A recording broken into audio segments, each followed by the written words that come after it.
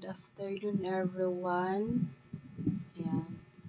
Ito po yung output ko po na gagawin na kailangan natin na i-screenshot yung Gmail natin. So, open muna po natin yung Gmail natin.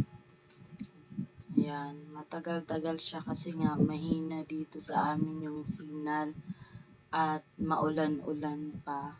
So, ayan yung mga kasama niya. Makikita natin dyan yung sheets and then, ayan, na-open na nga siya. Ayan, so makikita natin yung workplace, Gmail. Ayan, na-open na natin yung Gmail ko. Tingnan muna natin. Ayan.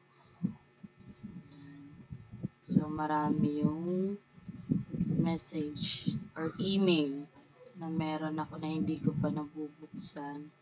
So, ayan. So, itatry nga muna natin yung pagsisend ng isang files. So, ayan. So, ito nga ay yung isa ko pang account sa Gmail. Ayan. Sereno Judy A. Ayan. So, magsisend ako ng files. So, pipili lang ako dito.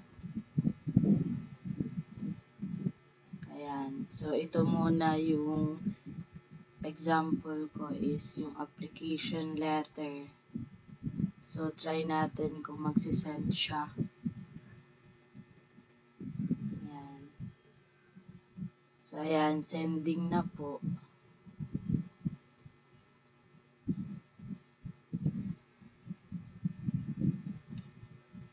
So, ayan. Nag-send naman po siya. So, ayan. Confirm.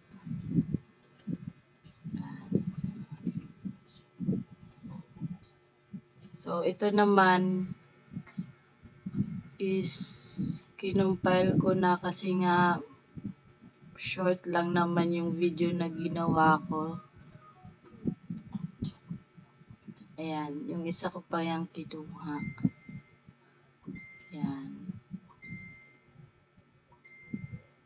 So, kasi nga mahaba dapat yung video. So, hindi na siya na-cover kasi kaunti lang naman. So, inopen ko yung Google Docs ko. So, ito po ay naka-login na kaya mabilis lang po. Ayan, yung mga nakalagay ko na po. Ayan, yung mga output na ginawa ko po ngayon sa ating session. Ayan po yung mga answer ko po. Ayan. Ayan po yung output ko sa EdTech natin. So, pagpasensyahan nyo na po kasi nga is cellphone po yung gamit ko. So, hindi makita yung ibang icon. And then, sinama ko na rin po pala dito yung classroom management. Ayan.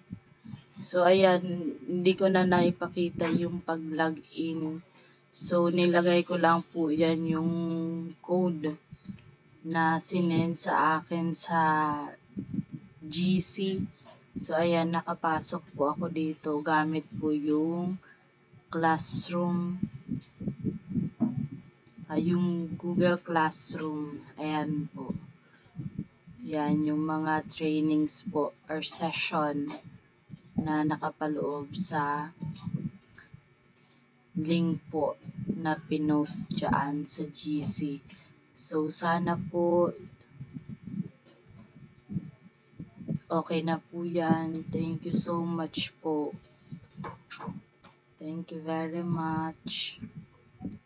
So, ayan, ipapakita ko lang po yung laman po ng Google Classroom po. Ayan. So, yung stream and then classwork. So, nag-send na po ako dyan. Thank you.